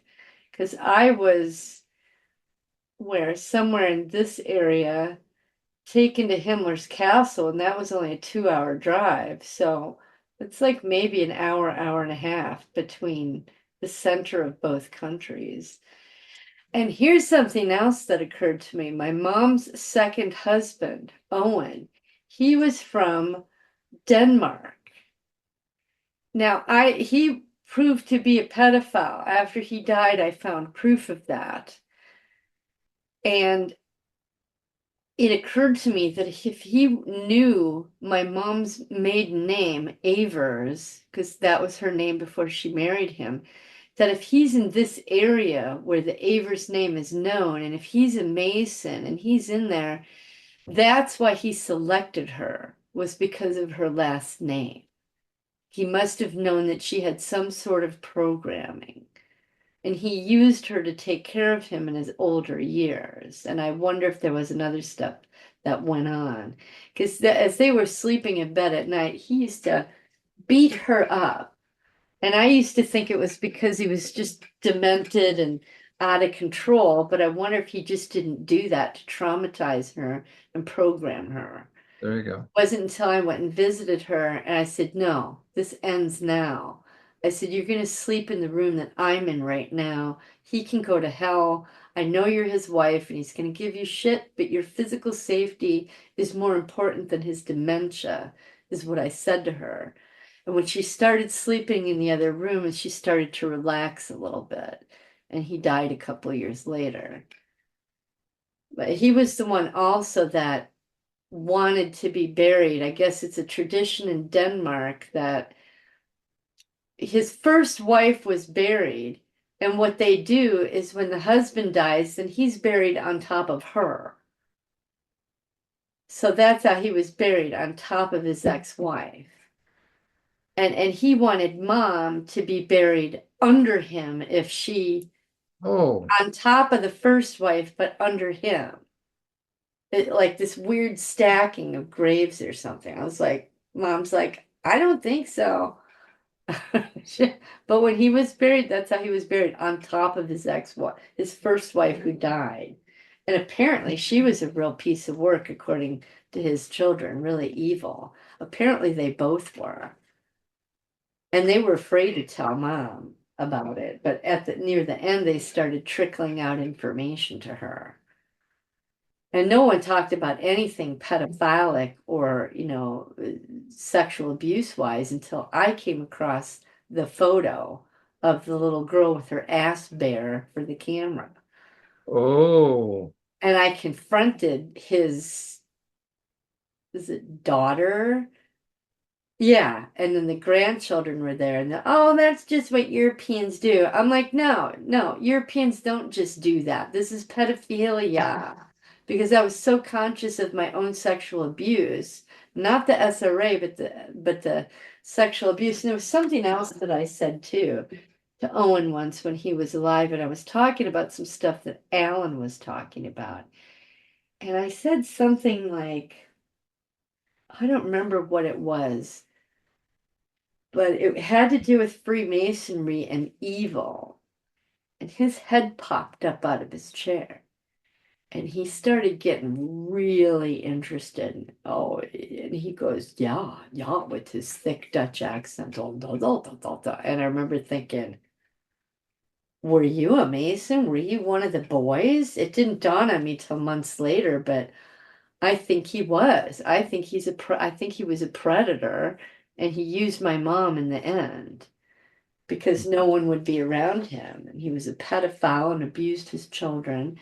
And so I wonder if that's why he didn't choose my mom, was for this last name that is known in, at least through this part of England and Belgium, and I believe this area as well. If it's like some sort of, maybe not royal name, but a name, he recognized it and went, you're an Abers, huh?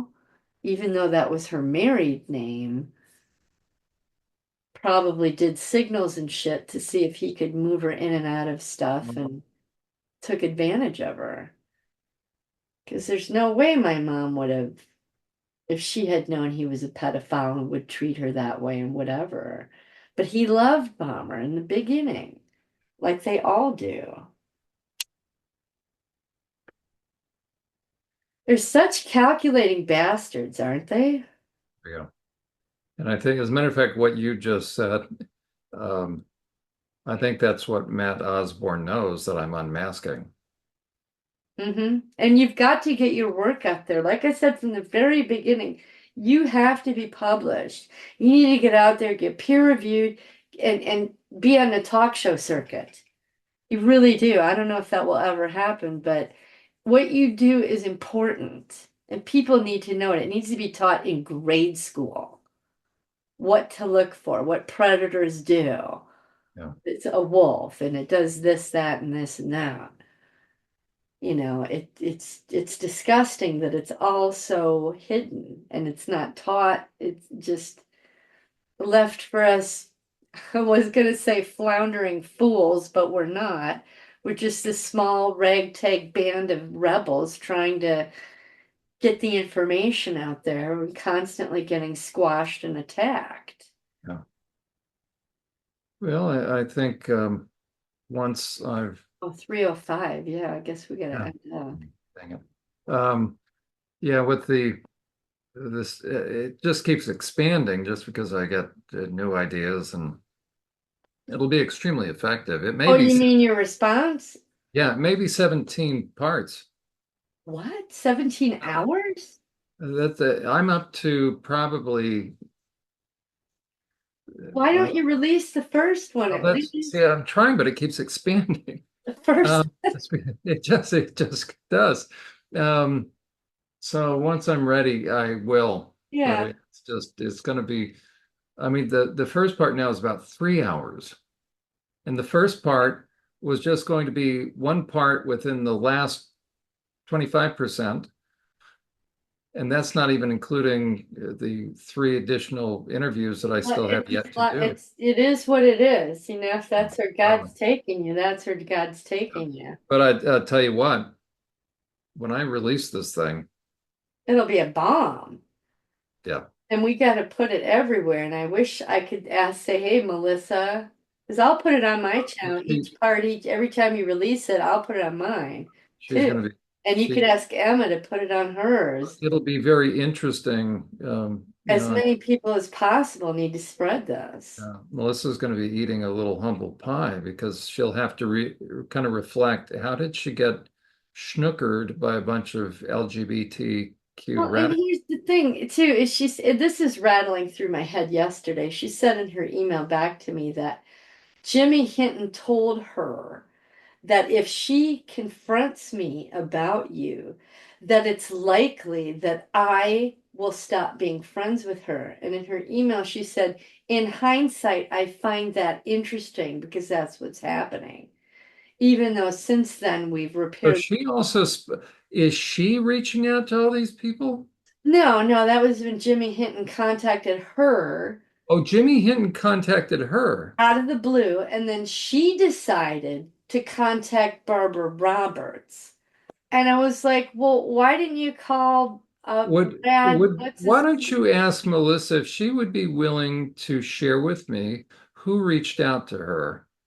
I would be very interested in. Jimmy Hinton? But she doesn't want to get involved anymore. She's But Jimmy Hinton actually out of the blue reached out to her physically called her and they talked for like 2 hours. because She Jimmy, said that do you have time? I could read you the email. please, Right now, you have time? yeah, or Okay. or would you be? Dang it, that's right. You have a person, don't you? Yeah, I could forward it to you if you just keep it would you? confidential. Yeah. Because that would be very helpful for me because as I'm unpacking about Jimmy Hinton, Well, it occurred to me if Jimmy Hinton interacts with people who are sexually abused and he knows that there's parts, and if you attack a person's counselor, of course it's going to destabilize that person. So I wonder if he didn't do that on purpose. well, Use Melissa what's he to do? destabilize me so that I would disconnect from you. What's he But doing soliciting? What's he doing calling people out of the blue? mhm. Brandon Walter did that. Okay, that And the if other argument what Melissa brought up was, well, I guess maybe Jimmy, and she said, oh, well, he's a pastor with a wife and children, so I thought that he was just the person to listen to. I'm like, well, John's got a wife and children. I've got a husband. Why can't you listen to me first? I was just gobsmacked that she aligned herself with these people. She didn't, she knows that unmasking the trans movement exists. Why didn't she contact Brad? I can't remember his name.